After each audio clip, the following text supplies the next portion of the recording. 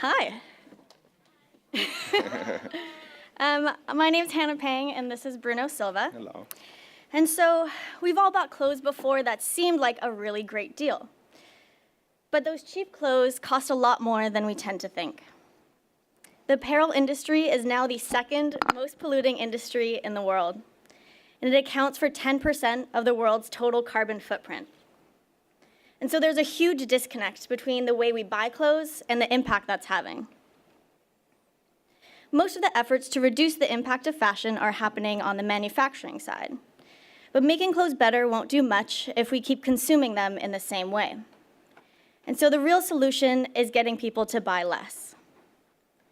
We overconsume clothes because they are ridiculously cheap.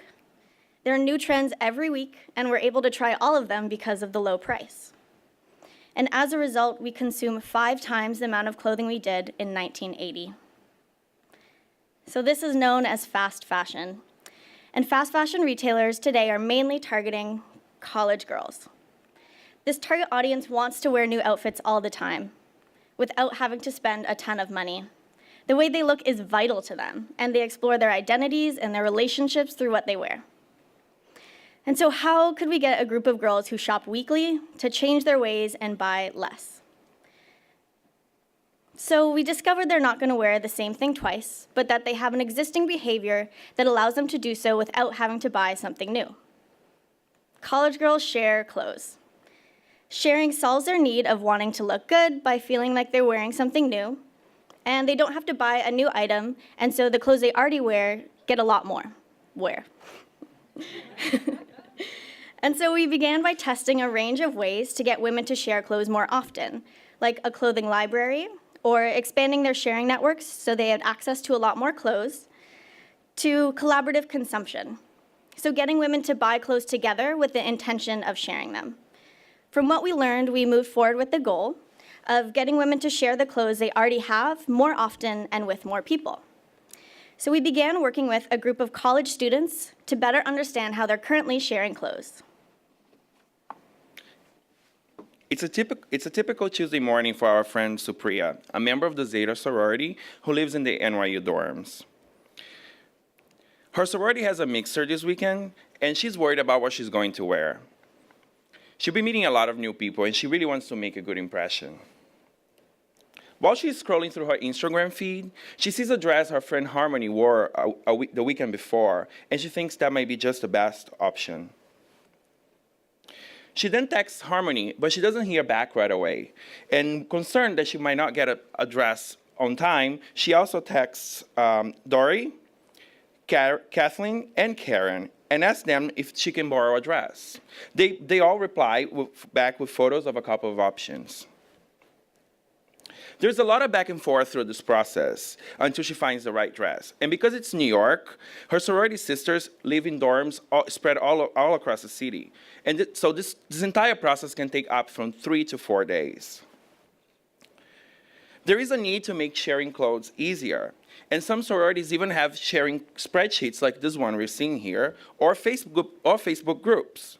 So as you can see, there are currently no solutions that make sharing easier and more attractive than buying, especially compared to how right now you can just with a few clicks order a dress or any piece of clothing on your phone and get it delivered to your door within an hour. So we wanted to make sharing just as easy, while giving the same satisfaction of buying, which is in the behavior and the feeling of, that satisfies us when we buy something. We prototyped creating a platform that facilitated the whole borrowing process. Users then could upload items they're willing to share, find their friends' clothes, and request to borrow them. From this prototype, we learned that the sharing that was a lot more complex than we had imagined. From our workshop with our users, we discovered that there were 3 unmet needs our users had. The first one being trust.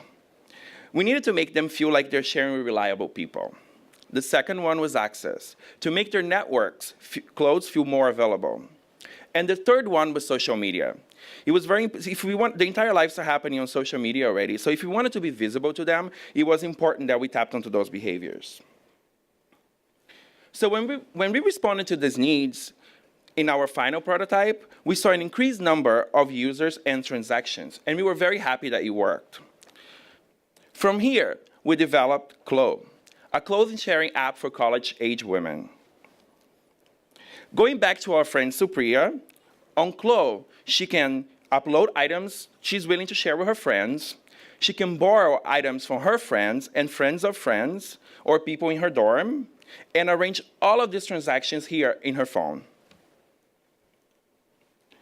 If Supriya is concerned about sharing with somebody that she doesn't know very well, she can use Clo's rating system to identify how reliable and gauge the ratings of her possible borrower. In addition to that, Supriya can create groups on Clo to encourage additional users who may not want to share more generally. This makes the experience feel a little more curated and gives access to share with more people. If Supriya wants to share with friends whose dorm is across town, she can also use the messenger service that we offer to bring her friends' items to her, reducing barriers like location. And before returning it, she can also use Clo's cleaning service, taking another chore of borrowing. And so after each time Supriya borrows, she'll get an impact receipt in her messages. And it'll let her know that by borrowing a dress instead of buying one new, that on average she saved 14.8 kilograms of carbon, 1.7 kilograms of waste, and 2.8 meters cubed of water. And we've been able to calculate these numbers based on the average amount of resources required to make different categories of clothing, like tops and dresses, using data from reports by the Waste and Resource Access Program in the UK. And we know that fashion and sustainability aren't usually seen as synonymous, so we were really glad to hear when the girls had a more consistent reminder about the impact that their clothing sharing had. They were happy to have that consistent reminder. Dory even mentioned, "I know that borrowing is good for me, and now I just know it's even better." Our final pilot included 15 users, but there's potential for Clo to scale nationally. Even if we just start by looking locally, if we could get the 15,000 undergrad women at NYU to use Clo to borrow a dress instead of buy one new, even just once, it would save the same amount of carbon it takes to fly round trip from New York to LA 170 times. So by finding a way to leverage an existing behavior that naturally reduces consumption, we've been able to create a solution for consumers to explore their personal style and save money while reducing the negative impact that fashion has on the environment, by making sharing the go-to decision when they want to wear something new. And so we know that fashion is a big and complex issue, but we've started to address it in a simple way: buying less by borrowing more. Thank you.